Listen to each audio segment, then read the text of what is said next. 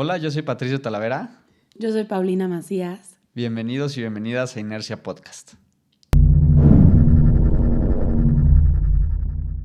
Pues muchas gracias por estar acá con nosotros, Eric. La verdad es que estamos muy contentos y pues como te estaba platicando, Inercia tiene esta tesis de ser fuente de información y herramientas para personas que sean tomadores de decisiones o estén en una organización que sienten que podría beneficiarse de empezar a generar impacto positivo desde lo empresarial o detectar oportunidades que existen también al hacerlo. Entonces, nos da muchísimo gusto que estés acá.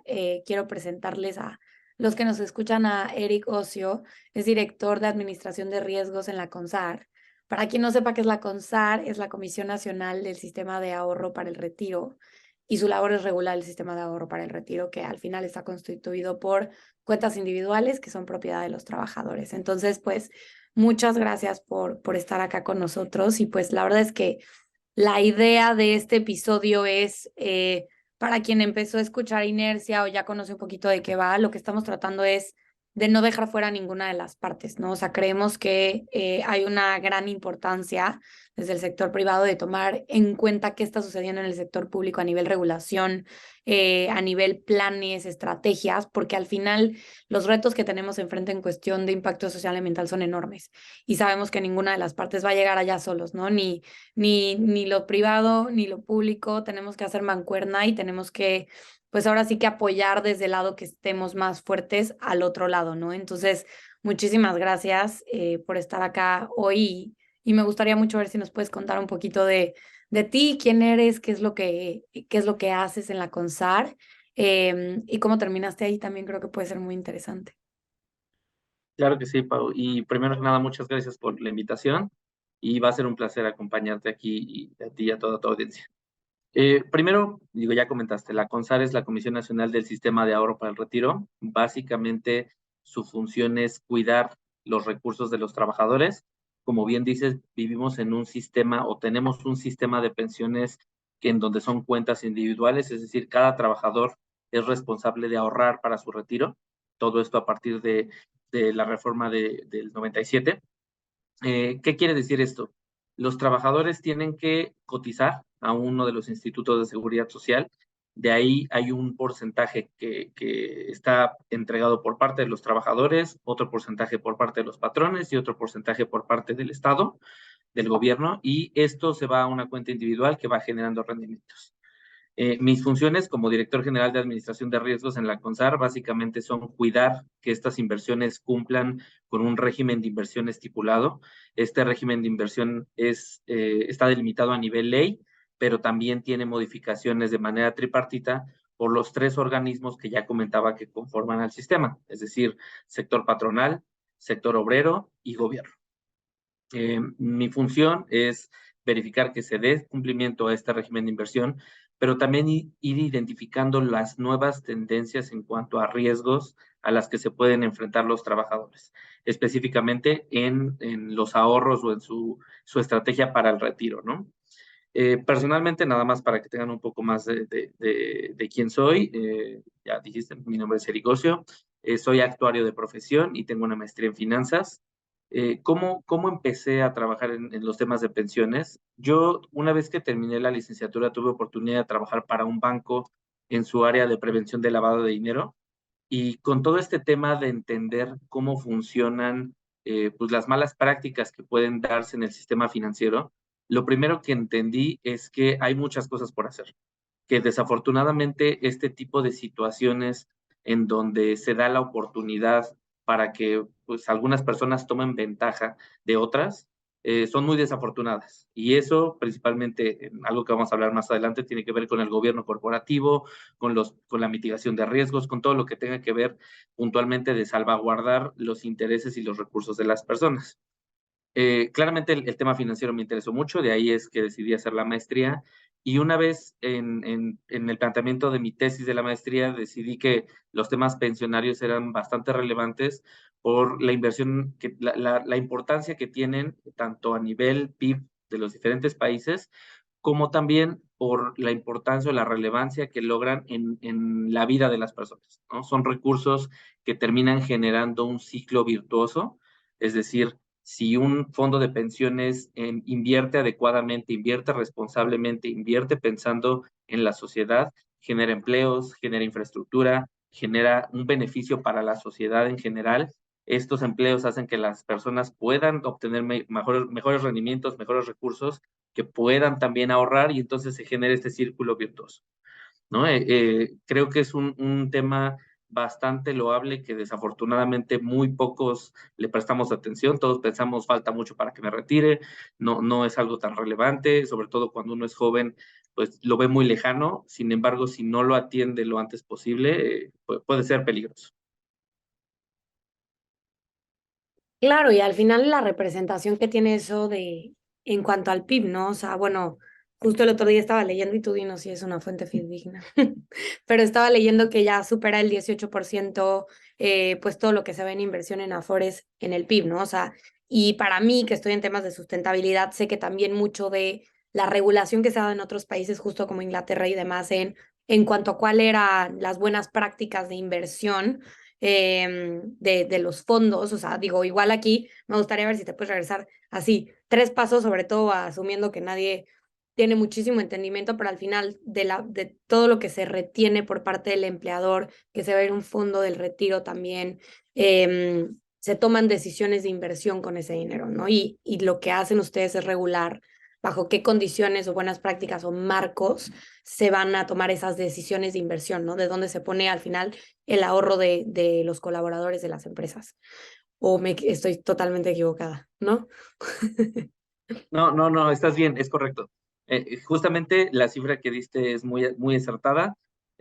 Siempre ha rondado, sobre todo desde el tema de toda la volatilidad que ha surgido a partir de la pandemia. En algún punto llegamos a tocar más del 20% del PIB, de los recursos de las Afores, Sí, y esto ha rondado entre 18 y 20, dependiendo de varios factores, ¿no? De factores de mercado. Sin embargo, un poco nada más como antecedentes, y dado que vamos a hablar de regulación, en el 2020 se aprobó una reforma aquí en México, una reforma a todo el tema del Instituto de Seguridad Social, el IMSS, en donde se incrementan las aportaciones, ¿no? Antes de esta reforma, México era uno de los países de la OCDE que menos aportaba a su pensión, aportando únicamente 6.5%, lo cual, pues la verdad es que era una variable, es la variable más relevante en cuanto al ahorro, en cuanto a la tasa de reemplazo, que la tasa de reemplazo no es más que lo que vas a estar recibiendo una vez que te retires, sí. esta mensualidad que estarías recibiendo. Y con este 6.5% que aportábamos los trabajadores, pues la verdad es que las tasas de reemplazo no eran nada prometedoras. En Claro, esta reforma del 2020, lo que se aprueba es que vamos a llegar hasta el 15%, de este 6.5 al 15% va a ir creciendo gradualmente y solamente va a ser aportaciones de los patrones, es decir, el trabajador no va a tener que poner nada adicional, lo cual pues sí va a ser un reto para los empleadores, para todas las empresas. Sin embargo, pues como decía, esto es un círculo virtuoso que tenemos que saber aprovechar.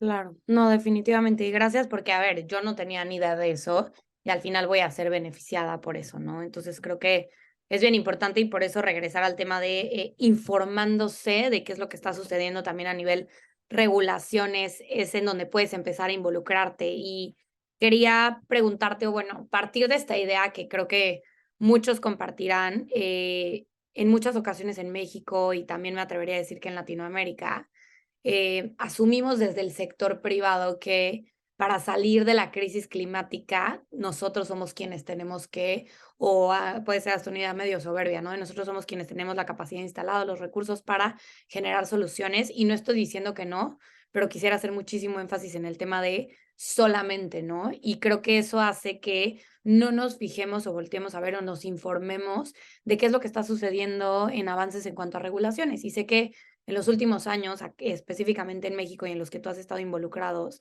eh, justo en el último mes y cacho, justo se publicó la taxonomía sostenible de México, que es un gran avance y que a mí me dio muchísimo gusto verla ahí, sobre todo porque tú en algún momento me habías comentado que se estaba trabajando en ese proyecto y sobre todo el tema de pues la regulación que ustedes publicaron, ¿no? A nivel de consideración de principios ASG al momento de invertir. Entonces, si pudieras comentarnos de la manera más simple y básica posible, cuál es el objetivo de cada una y qué son, ¿no? Tanto la taxonomía como también esta regulación de consideraciones ASG que mencionábamos, que sé que entró en vigor en 2020, qué resultados se están esperando y pues sí, prácticamente la definición de cada una.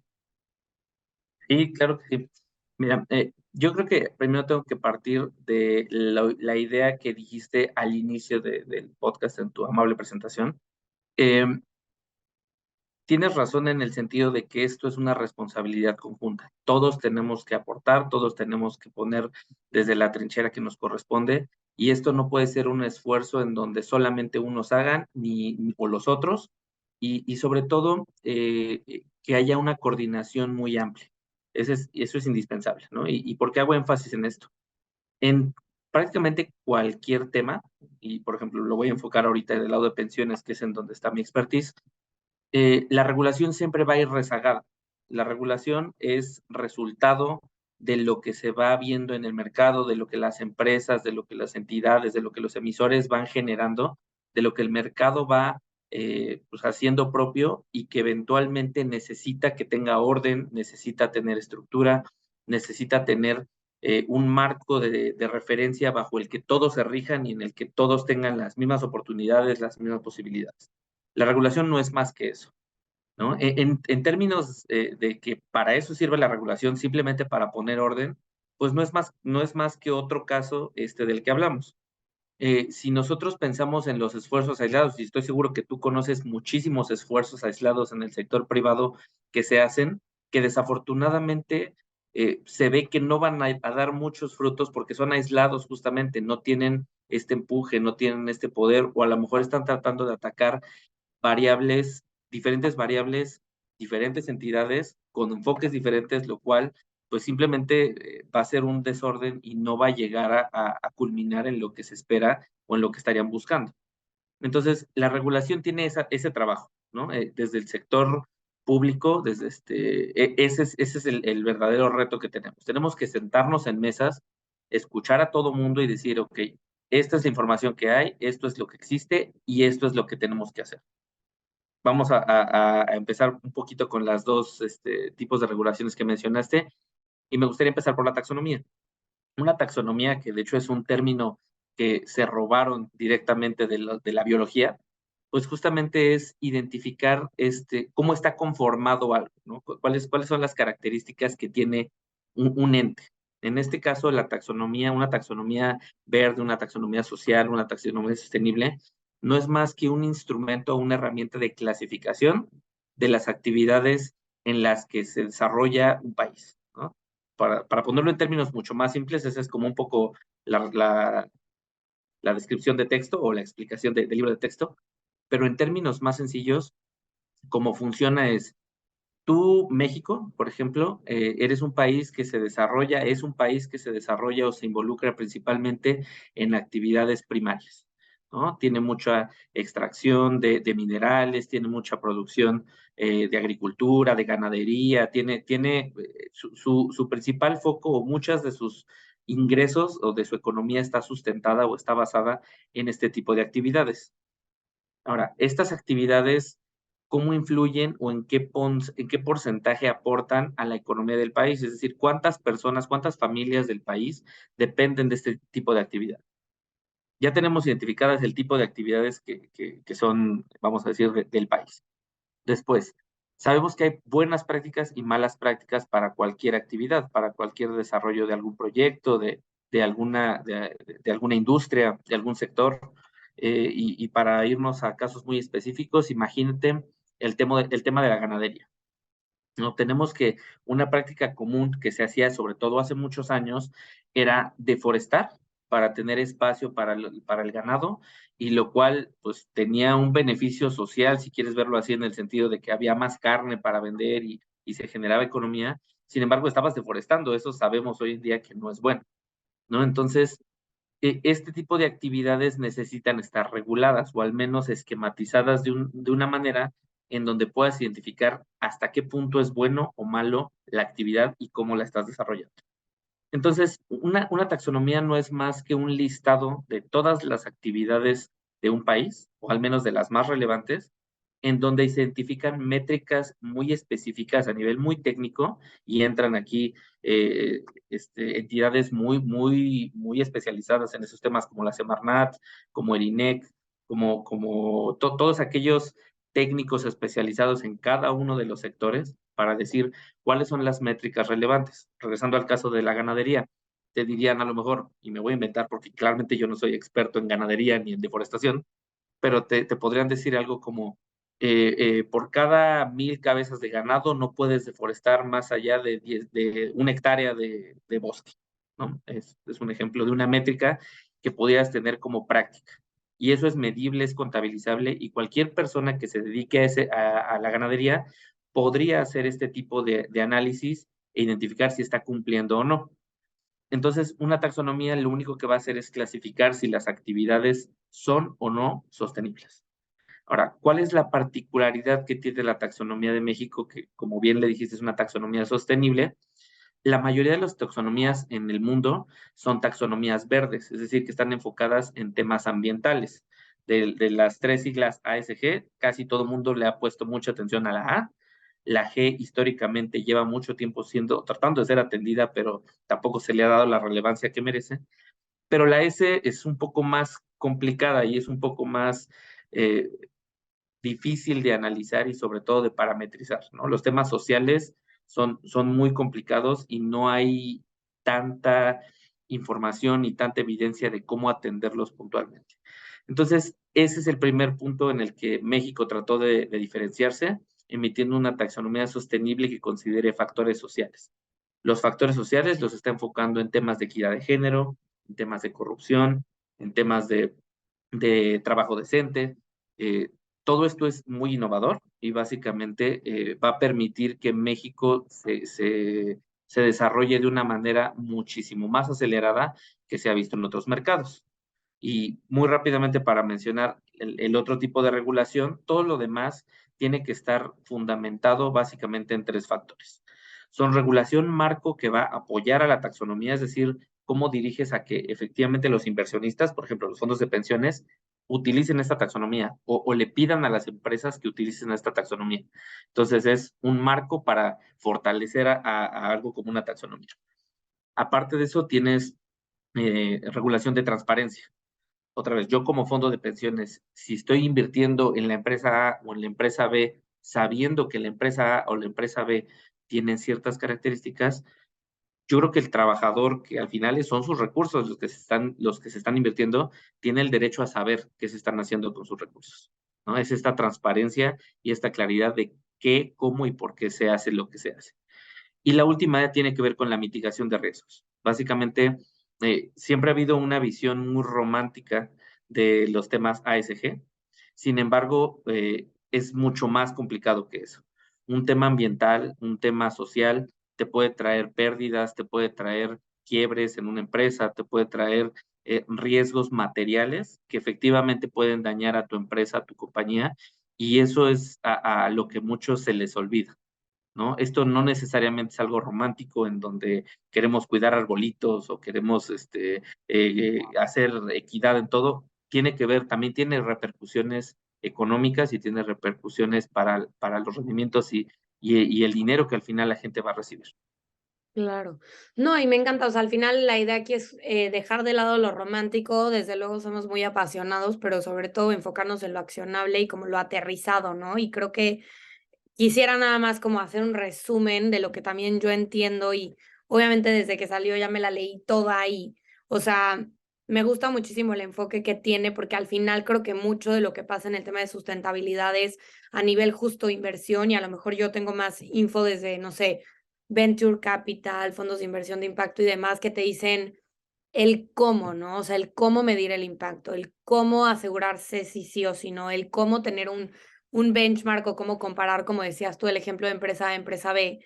Y creo que al final la taxonomía en sí, si se meten a ver el documento, las primeras hojas son mucho de la metodología y el racional y otros marcos que se usaron como referencia, pero ya de ahí te empiezas a ver y ves fichas técnicas que dicen actividad, justo como decías tú, ¿no? Ganadería, estas son las métricas, estas son las buenas prácticas y evidentemente si llega alguien que está innovando, ay, perdón, innovando en cuanto a cuestión de ganadería sostenible, ¿no? O con enfoque de género, involucrando tal vez mujeres en una industria en donde por años no se les involucraba, y que luego quieren, no sé, solicitar un financiamiento, puedan realmente decir, de acuerdo a la taxonomía, están reportando lo que tienen que reportar, están transparentando lo que tienen que transparentar, y entonces también un fondo de ahorro, y ahí nada más quiero que tú me digas si sí o si no, sin nada que ver, pero cómo se conecta también una cosa con la otra, ¿no? El poderle decir al fondo de ahorro, mira,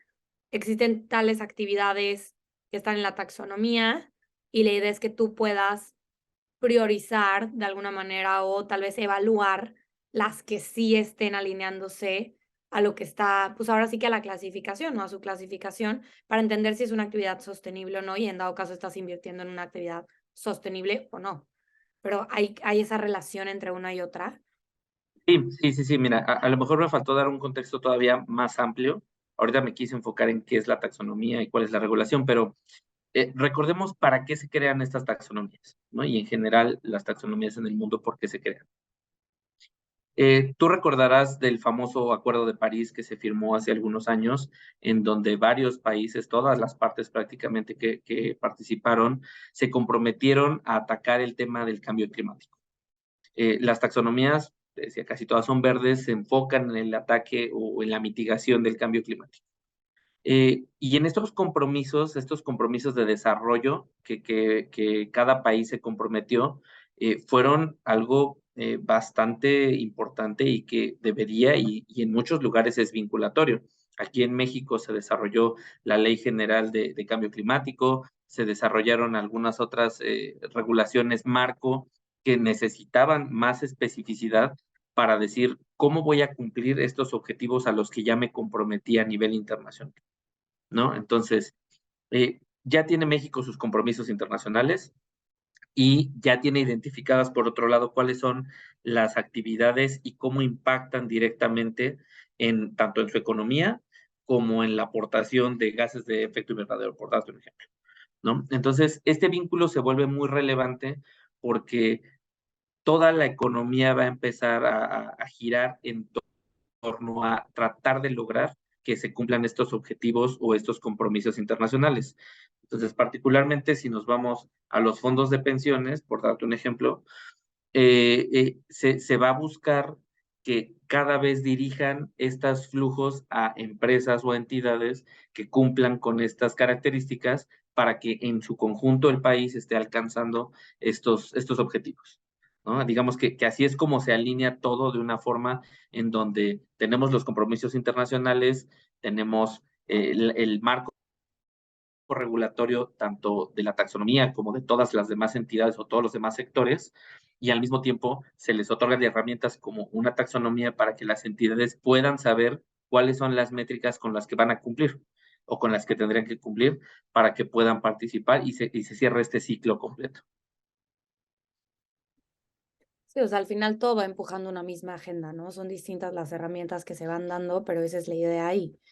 Y pues justo creo que no mucha gente sabría que esto está sucediendo desde allá y también me da un poco de risa que en algún momento, o más bien todos hemos escuchado como, no, sí, la oportunidad de negocio es adelantarse a la regulación y ahora que me dices esto, que tiene todo el sentido del mundo, o sea, es la consecuencia de algo que ya está sucediendo, el llegar y regularlo y darle el potencial de que sea un cambio sistémico lo que nosotros hacemos, ¿no? Entonces creo que verlo así todavía lo hace como más relevante a nivel información, porque si en dado caso tú estás buscando, no sé, generar un cambio porque es una empresa social o un nuevo benchmark en una industria o sector, el voltear a ver las regulaciones, pues es como meterle justo, ponerle un motor a tu lanchita para llegar un poquito más rápido, ¿no? Pero bueno, creo que aquí justo algo de lo que me gustaría mucho como recuperar, que es el foco de inercia un poquito, es que todo el mundo tenemos este tema de responsabilidad compartida, ¿no? Que decías también tú hace un rato. O sea, al final son retos muy grandes y definitivamente no vamos a llegar separados. Entonces creo que, pues no sé, justo leyendo la taxonomía sostenible que se publicó, veía que compartían este dato de que para que podamos alcanzar en México los objetivos de desarrollo sostenible necesitaríamos un financiamiento anual de 80,000 millones de dólares, ¿no? Que representa el 8% de nuestro Producto Interno Bruto. Entonces, pues al final de cuentas es evidente que necesitamos que los esfuerzos en cuanto a atraer y movilizar recursos financieros, pues vayan enfocándose hacia allá, ¿no? Y no depender meramente de las limitaciones presupuestarias del gobierno, que al final cada gobierno tiene un presupuesto distinto, una colocación de recursos distintos, y pues aquí la idea es que podamos atraer ese capital que se necesita. Y para quien a lo mejor tenga esta duda un poquito también es, al final, ¿crees que esta taxonomía sostenible y obviamente el tema de regulación ASG, que es lo que nos estabas comentando hace un rato, pues al final es la manera, ¿no? Del sector público de apoyar y decir, ok, canalicemos estos fondos, ayudemos a que entiendan qué actividades sí se pueden fondear bajo ciertos criterios y demás, a partir de poderlas catalogar en cuanto a lo que están haciendo. Este es el granito de arena del sector público, que no digo granito porque sea menor, sino porque todos vamos poniendo, o cuál es como la perspectiva que tú tienes, ¿no? O sea, cómo aquí se empieza a unir ese tema de responsabilidad compartida y cómo se refleja en cuanto también a asignación de recursos, que no necesariamente vengan de un presupuesto de gobierno, pero cómo nos ayudan a que asignemos correctamente los recursos que pueden ser privados también a estos temas, ¿no? A alcanzar la Agenda 2030. Totalmente. Me gustó mucho que usaras el término granito de arena, porque hay muchos esfuerzos, ¿no? Y se han hecho muchos esfuerzos, no solamente aquí en América Latina, y sabemos que, por ejemplo, Europa tiene muchísimos más años haciendo este tipo de temas o desarrollando este tipo de iniciativas. Ellos se dieron cuenta muy pronto, afortunadamente, de la relevancia que tenía a varios niveles, ¿no? Y digo a varios niveles porque también es a un nivel de conciencia social, a un nivel de conciencia individual, en donde pues, uno sabe perfectamente que en países nórdicos o en países como los Países Bajos, pues es normal salir en bicicleta, es normal andar cargando con una botella de agua para no gastar no generar plásticos, ¿no? Es normal andar cargando con una bolsa para el supermercado cuando esto es algo que se tuvo que obligar aquí en países como México, ¿no? Entonces, todo ese tipo de iniciativas sociales, de iniciativas ambientales que para ellos fueron muy naturales desde hace mucho, lo que hicieron fue hacerlos partícipes de manera cada vez más activa y más evidente. Ahora, esta es una realidad que también ya se está permeando aquí en América Latina y afortunadamente está permeando muy rápido. Si tú te volteas a ver hace 4 años hacia atrás, cuál era la conciencia o cuál era la actividad en torno a estos temas, la verdad es que era un tema al que nadie le hacía caso. Muy poca gente lo entendía, muy poca gente lo volteaba a ver. Y desafortunadamente esto generó también una mala interpretación de que es el tema de moda, ¿no? Y lo que te decía, ¿no? Hace un rato en el sentido de que lo romantizan, mucha gente está generando también malas prácticas, desafortunadamente, ¿no? Todo el tema del greenwashing, todo el tema de aprovechar estos trends, pues para generar negocio, para generar dinero, cuando sí, es una oportunidad, sin duda va a generar oportunidades de negocio, pero no es la parte importante. Ahora, regresándome un poco a tu pregunta puntual de si y estas deberían de ser o son las formas a través de las cuales el gobierno o el sector público está tratando de aportar, sin duda. Creo que nosotros tenemos la obligación, al final me gusta mucho recordar y tener en mente cuál es la definición de ser un funcionario público o ser un servidor público. Básicamente es eso, un servidor público tiene que servir a la sociedad, ¿no? Y nuestra tarea es entender bien cuáles son las problemáticas, qué es lo que está sucediendo y cómo podemos ayudar a que se organice y se genere de mejor manera. Ahora, claramente tenemos limitaciones, si quieres llamarlas en algunos aspectos pudieran ser presupuestales, si quieres llamarlas en algún punto, lo que comentabas un rato de que el mercado siempre va a ir por delante de la regulación. Claramente, tampoco se trata de que la regulación lo abarque todo, no tiene que ser exhaustiva en términos minuciosos, sino exhaustiva en las generalidades y en que todos puedan participar de manera adecuada. Entonces, en este sentido, el hecho de que el gobierno pueda proponer o el sector público pueda proponer o pueda ofrecer esta regulación, solamente es dibujar la cancha bajo la que todos tenemos que jugar. No es más que eso, ¿no? Y creo que eso aplica para prácticamente cualquier tema.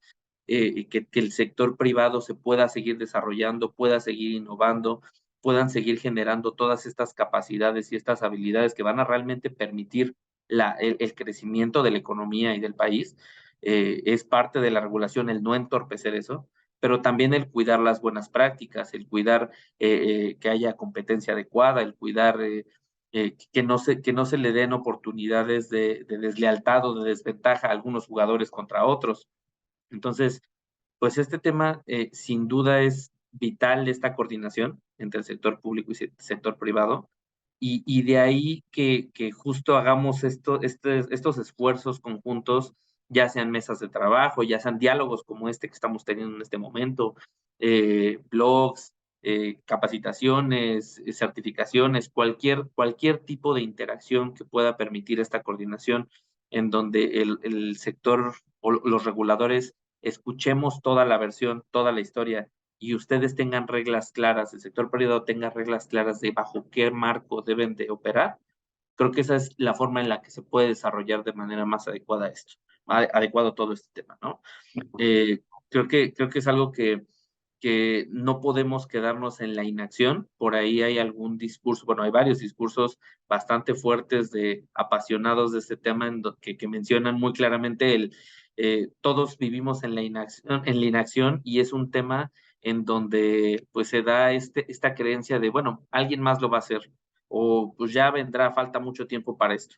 Y pues es algo que nos está alcanzando. Tenemos que accionar de una vez. Claro.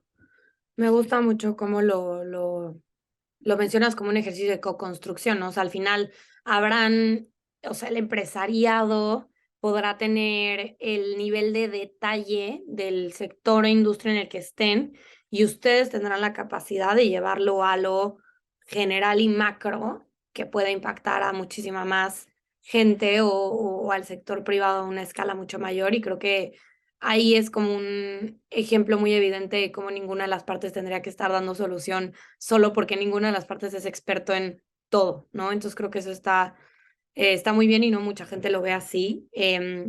Y a nivel oportunidad, ¿no? Y volviendo un poco a que somos un podcast que le habla a los negocios, yo sé que la taxonomía también algo que busca es justo vincular, como tú decías, ¿no? Los principales sectores económicos de México con los compromisos que tenemos también de sostenibilidad a nivel internacional, hablando en específico del agropecuario, de energía, de manufactura, transporte, construcción y manejo de residuos, y además todo este tema que tiene que ver no solamente en lo ambiental y las métricas, sino también en lo social. Y te quería preguntar, ¿por qué? O sea, si tuviéramos ahorita alguien que está colaborando, es director, gerente, analista en una empresa pública, específicamente hablando de las empresas públicas que caen de alguno dentro de estos sectores de la taxonomía, ¿por qué deberían conocerla? ¿Qué oportunidades crees que podrían haber en específico para ellos? Y a lo mejor aquí puede ser desde tu rol en la CONSAR o como tú prefieras, o para las empresas que no necesariamente sean públicas, pero podrían estar en temas de inversión o que podrían ser proveedores para estas empresas, porque al final justo en un episodio que platicábamos con Natura, que es empresa pública, ella me decía, para mí es bien relevante que ya mi cadena de suministro, cadena de valor, también esté tomando la iniciativa en esto y va a jugar un rol que tan involucrados estén en conocer sus impactos o no, en que continúen siendo nuestros proveedores, porque al final nos impacta, ¿no? No está desconectado donde yo cierro la puerta y ellos abren, o sea, al revés, esto ya va mucho más allá. Sí. Mira, antes de responderte a tus preguntas, me parece muy interesante eso que comentas de Natura. Justamente hay regulación, por ejemplo, ahorita hay un paquete en Europa, un paquete de regulatorio que está intentando pasar, en el que se está justamente tratando de ajustar la regulación para que se verifique no solamente el producto o el servicio final, sino toda la cadena de suministro. Claramente esto es algo, otra vez la regulación va un poco rezagada, sin embargo es lo lógico, ¿no? No se trata nada más de si tu carro es híbrido, sino de dónde conseguiste las piezas, de dónde extrajiste los minerales, cómo estás construyendo tus baterías, qué haces con los residuos una vez que se construye todo el auto. A la gente que trabaja contigo en tu planta. Es correcto, justo. Estás impactando positivamente a la sociedad en donde está tu armadora, todos esos temas terminan siendo muy relevantes y regulatoriamente van a tomar más relevancia hacia adelante, ¿no? Pero bueno, a ver, regresando a tu pregunta, yo lo dividiría un poco en tres temas o en tres, voy a llamarles motivos por los cuales debería de prestársele atención a algo como la taxonomía, pero en general a la regulación que se emite en torno a esto, a los temas ASG o sostenibles. El primero tiene que ver con las oportunidades para conseguir financiamiento. Existen ya muchos estudios en donde se identifica que una emisión, y voy a hablar, por ejemplo, de un bono verde tiene una sobredemanda mucho mayor comparado con un bono de mismas características o características similares sin la temática verde. ¿Qué quiere decir esto? Varios estudios de comportamiento de Behavioral Finance, Behavioral Economics, han encontrado que a la gente nos gusta saber que se está haciendo algo positivo con nuestros recursos. Si estamos haciendo alguna inversión, nos gusta o es satisfactorio para nosotros a cierto nivel el saber que se está utilizando para algo bueno. Claramente no se puede dejar de lado los rendimientos y los riesgos correspondientes, eso es indispensable, pero independientemente de estos, si tuvieras dos instrumentos en donde uno tiene estas características y el otro no, es mucho más probable que tengas una demanda más amplia en este que sí tiene estas características, que sí tiene estas consideraciones, ¿no? Entonces, las oportunidades para conseguir financiamiento para cualquier empresa, para cualquier emisor, sea empresa pública o empresa privada, se van a incrementar conforme tengas desarrolladas mejor tus políticas, tus procesos, tus manuales, y conforme hagas esta divulgación de las métricas, de cómo estás cumpliendo, qué porcentaje estás alineado con la taxonomía, cuáles son tus reportes de sostenibilidad, cómo está la construcción o la constitución de tu board, cómo está en términos del payroll de hombres contra mujeres de tus cuerpos directivos, todas estas métricas, todos estos números, toda esta numeralia se vuelve imprescindible para un inversionista responsable. Y los inversionistas responsables, afortunadamente, por ejemplo, los fondos de pensiones tienen bastante dinero y bastante para capitalizar a las empresas, ¿no? Entonces, creo que la oportunidad es una de las más importantes, pero no nada más nos podemos ir por ese lado. Hace rato te comentaba el tema de la mitigación de riesgos. Es muy importante identificar estas mitigaciones o estos riesgos a los que estás expuesto o puedes tener algún problema en el futuro en caso de que no los tengas bien identificados. Un ejemplo muy claro que todos escuchamos que pasó hace un tiempo, cuando Nuevo León estuvo sufriendo de sequía muy fuertemente y que el gobierno salió a meter un alto al uso de agua para las empresas cerveceras que están ahí. eh, Quiero que me digas si no crees que eso afectó a la rentabilidad de las empresas, ¿no? Sin duda, el no tener mapeados estos riesgos, este riesgo particularmente que es un riesgo físico, es algo peligroso y además puede terminar dañando y hasta quizás destruyendo un negocio, ¿no? Entonces, tú como gerente, tú como director de una empresa tienes que tenerlo muy presente en dónde pueden estar estos riesgos. Y no nada más los riesgos físicos. Siempre en términos de cambio climático se conocen los riesgos físicos y los riesgos de transición. El riesgo de transición más común, que se refiere básicamente a en esta transición que se está haciendo a una economía más sostenible, cuáles van a ser los cambios que pueden terminar afectando a tu empresa, ¿no? Un caso muy claro es el impuesto al carbono.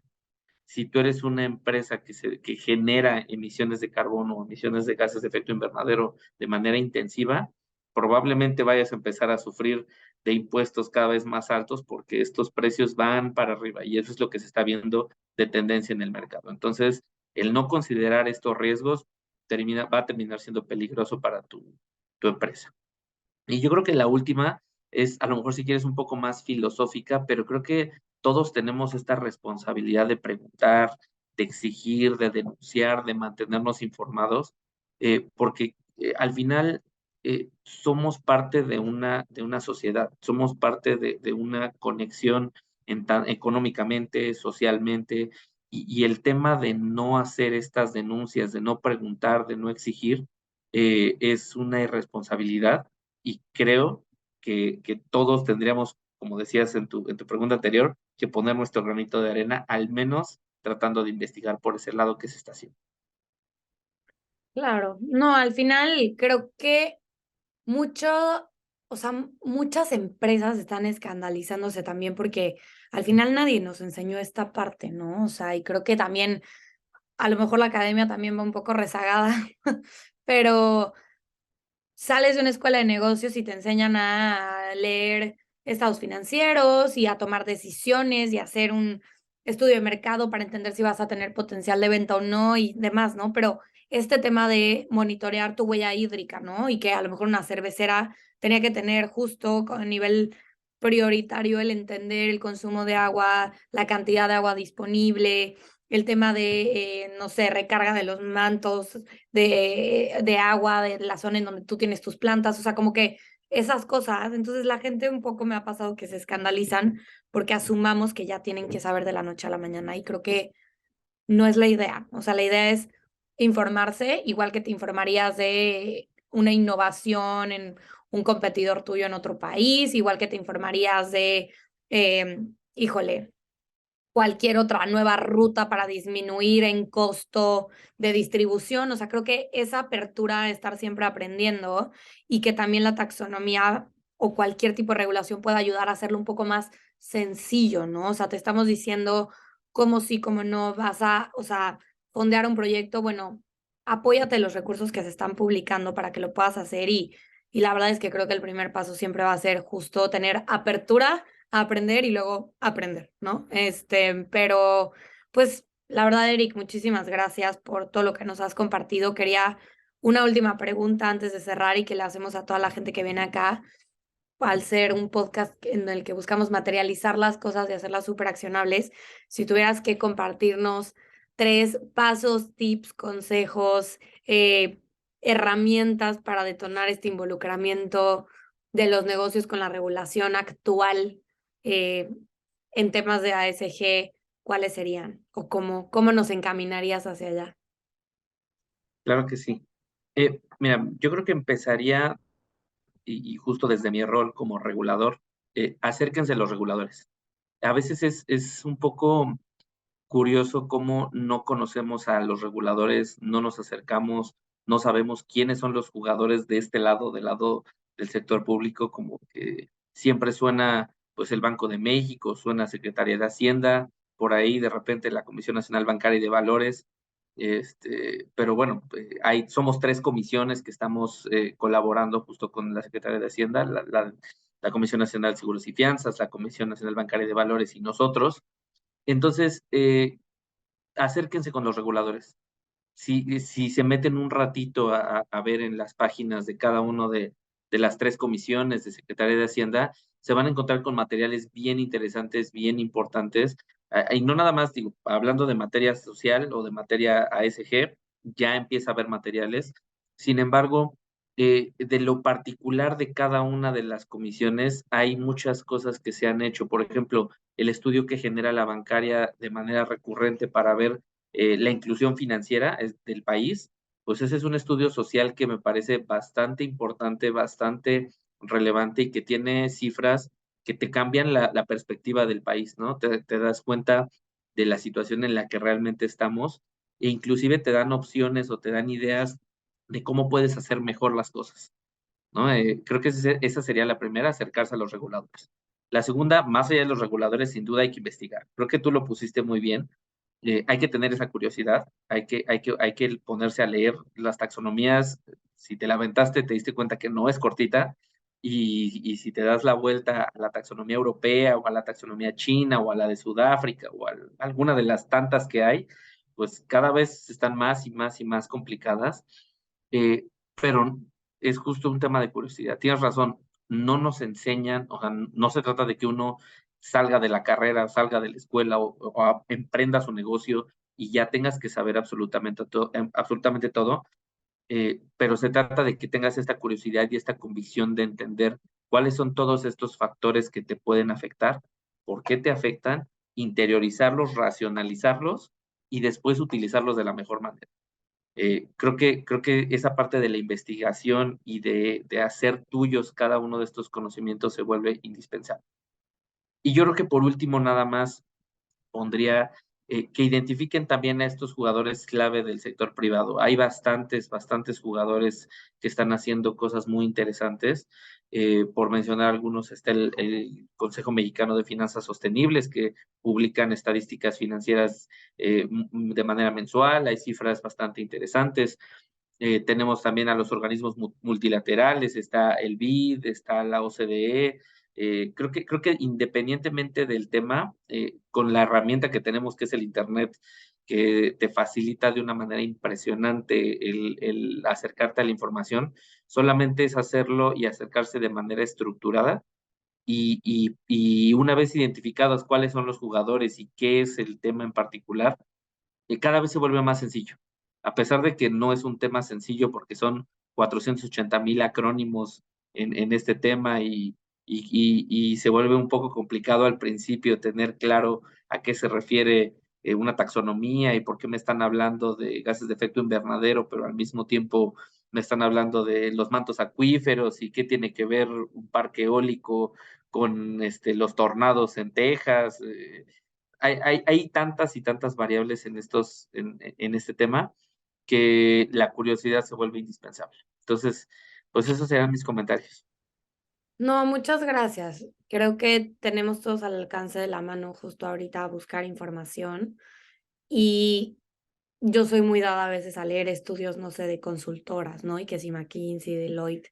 Y es conocimiento al final que todo lo que tenga que ver con tendencias globales, pues increíble, pero vivimos en un país en específico con condiciones y retos muy específicos también. Entonces también lo que tú decías, ¿no? O sea, primero ubicar cuáles son estos jugadores que están regulando, acercarse y entender cuál es la foto real del lugar en donde estamos, en donde están los retos y las oportunidades en donde estamos y cómo nos podemos vincular con ello, ¿no? Entonces creo que está increíble. No me queda más que darte las gracias. Y pues evidentemente en la descripción del episodio vamos a poner los diferentes recursos y regulaciones que estuvimos mencionando para que todo el mundo que quiera echarse un clavado y leer y demás pueda entrar. Y pues vaya, la verdad es que muchísimas gracias por tenerte acá. Creo que es bien importante y siempre quisimos desde que concebimos la idea de Inercia involucrar a todos los jugadores importantes y pues nos gusta cerrar siempre diciendo que el impacto crea movimiento, solo hay que iniciarlo. Gracias. Muchas gracias por habernos acompañado en el episodio de hoy. Esperamos que todo lo platicado te ayude a ti a hacerte las preguntas correctas y materializar y entender conceptos que hoy son muy ambiguos. Recuerda que el objetivo de Inercia es poderles aportar las herramientas y recursos para que desde su rol puedan comenzar a generar impacto empresarial positivo de forma inmediata en su organización. No olvides visitar el link en la descripción del episodio para acceder a todos los reportes, papers, podcasts y demás información que puede ayudarte en esta tarea. El impacto crea movimiento, solo hay que iniciarlo.